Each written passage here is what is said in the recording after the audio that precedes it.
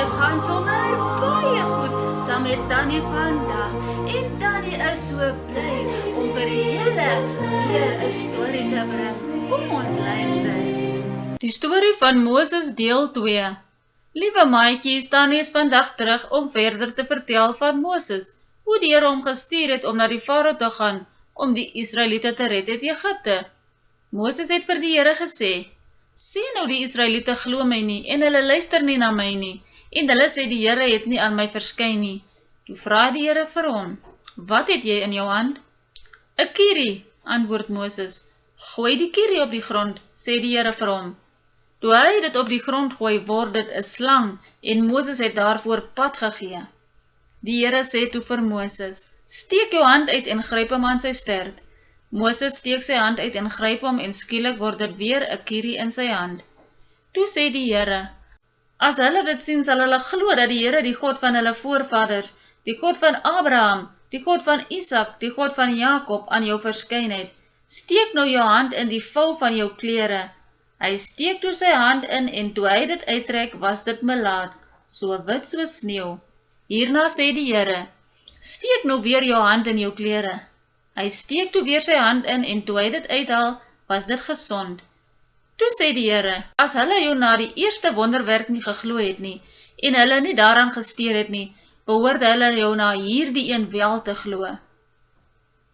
As hulle jou na hierdie 2 wonderwerke nog nie glo nie, en nie na jou luister nie, moet jy van die Nylrivier se water vat en dit op die grond uitgooi.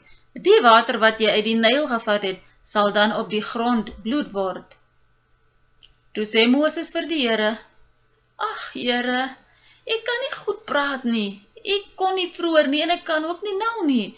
Hier waar jy met my praat nie, ek praat swaar en my tong sukkel." Daarna sê die Here vir hom: "Wie het aan die mens 'n mond gegee? Wie maak stom of doof of siende of blind? Is dit nie ek, die Here nie? Gaan nou, ek sal jou help met die praat en jou leer wat jy moet sê." Maar Moses antwoord: "Asseblief tog, Here, stuur liewer iemand anders." Toe word die Here kwaad vir Moses en sê: "Aaron die Lewiet is mos jou broer. Ek weet dat hy sy woord goed kan doen. Hy is al op pad om jou te ontmoet, en hy sal bly wees om jou weer te sien. Praat met hom en sê vir hom wat om te sê. Ek sal by jou wees as jy praat, en by hom as hy praat, en ek sal julle leer wat om te doen."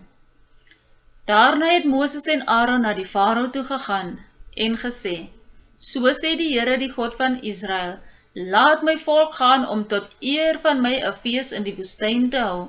Maar die Farao het geantwoord: "En wie is die Here nogal dat ek na hom sal luister om Israel te laat gaan?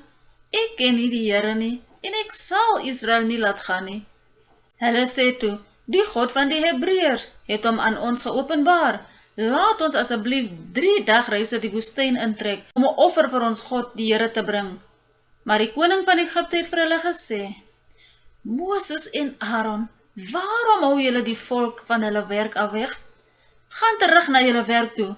Julle mense is alreeds te veel, en nou wil julle hulle ook nog laat ophou werk." Dieselfde dag nog het Farao die slawedrywers van die volk beveel: "Julle mag nie meer soos vroeër vir die volk strooi gee om bakstene mee te maak nie. Laat hulle self gaan strooi bymekaar maak, en julle moet van hulle dieselfde hoeveelheid stene as tevore bly eis. Julle mag niks verminder nie. Hulle is net lui, daarom hou hulle aan met neel. Ons wil vir God gaan offer. Die werk moet vir die manne so swaar wees en hulle so besig hou, dat hulle nie hulle ore sal uitleen vir allerhande leuns nie." Die Israelitiese opsigters kom kla toe by die Farao: "Waarom maak u so met u werksmense? Daar word nie meer strooi aan ons gegee nie, en tog bly die slawedrywers vir ons sê: maak bakstene. Ons word mishandel, maar eintlik lê die fout by u mense."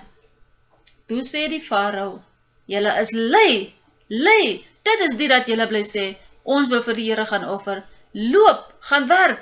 Hulle sal nie meer vir julle strooi gee nie, maar julle moet dieselfde hoeveelheid bakstene maak."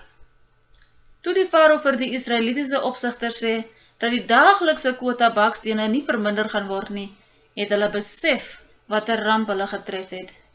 Moses en Aaron het hulle buite ingewag.